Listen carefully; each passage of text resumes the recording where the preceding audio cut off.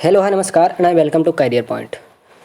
आज के इस वीडियो में हम बात करेंगे कि अब जब राष्ट्रपति डोनाल्ड ट्रंप ने अमेरिका की राष्ट्रपति पद का शपथ ले लिया है, तो अब इनके शपथ लेने के बाद ऑल ओवर वर्ल्ड के जियोपॉलिटिक्स में क्या चेंजेज आने वाले हैं, और ख़ास तौर पर जो रूस और यूक्रेन के बीच अभी पिछले 3 साल से युद्ध चल रहा है उसमें क्या कुछ चेंजेस देखने को मिलेंगे।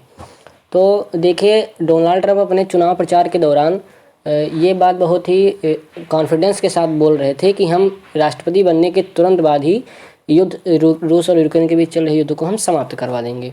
तो आइए हम आज के वीडियो में इसी पर चर्चा करेंगे कि आखिर डोनाल्ड ट्रंप ऐसा क्या कुछ कर सकते हैं कि आने वाले कुछ दिनों में ये युद्ध पूरी तरह से समाप्त हो सकता है।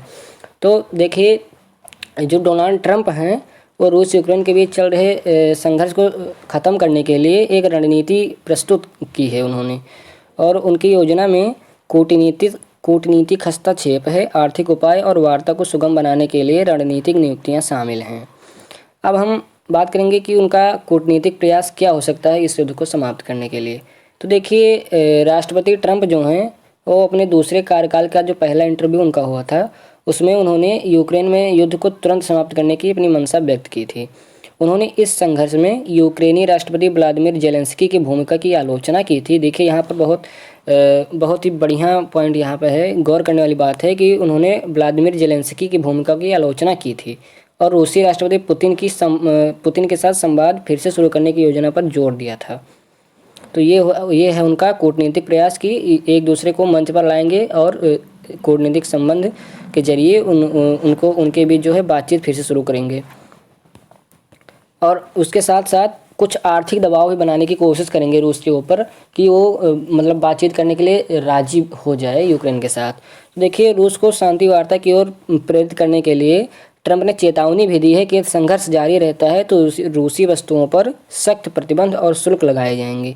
तो देखिए, ये जो है टैक्स के डर से या कुछ भी कह लें कि उसके ज़रिए रूस को बातचीत के लिए मनाने का दबाव बना सकते हैं।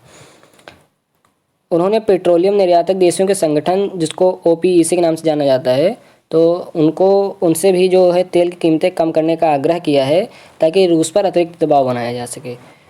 देखिए, जब तेल की कीमत कम होगी तो रूस पर अतिरिक्त दबाव बन सकेगा कि ये आप आइए बातचीत कीजिए, नहीं तो आपके तेलों पर भारी टैक्स लगा दिया जाएगा। तो यह रणनीति आर्थिक कारकों का उपयोग करके संघर्ष के समाधान को बढ़ावा देने का प्रयास कर सकती हैं।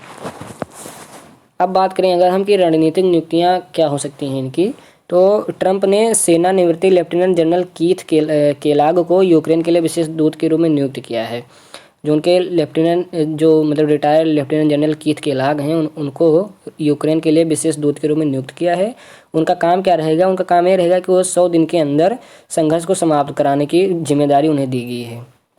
अब देखिए, केलाग की योजना में कीव को समर्थन बढ़ाना, एक असैन्य क्षेत्र स्थापित करना, मतलब वहाँ पर कोई भी किसी भी तरह की कॉन्फ्लिक्ट नहीं होगी, कोई सेना का ड्रिल वगैरह कुछ भी नहीं होगा वहाँ पे, और यूक्रेन की नाटो सदस्यता पर 20 साल का स्थगन लागू करना। देखिए, बहुत बड़ा पॉइंट यहाँ पर है कि वो इसलिए गए हैं कि तुम यूक्रेन को बताने के लिए भैया तुम अभी नाटो में ना शामिल हो, अपनी मंशा जो है नाटो में शामिल होने की, इसको अभी छोड़ो और किसी तरह रूस को मनाओ, बातचीत करो और ये युद्ध समाप्त करो जल्दी से जल्दी। यही करने देखिए केलाग जो हैं, जो ट्रंप ने उन्हें लेफ्टिनेंट जनरल केला को विशेष दूत के रूप में नियुक्त किया है, वो यही काम करने के लिए गए हैं कि यूक्रेन को बताएंगे भैया नाटो की सदस्यता 20 साल आप रुक जाइए, अभी नाटो की सदस्यता मत लीजिए, और पुतिन को किसी तरह मनाइए कि आए बातचीत करें और ये शांति समझौता कर लें।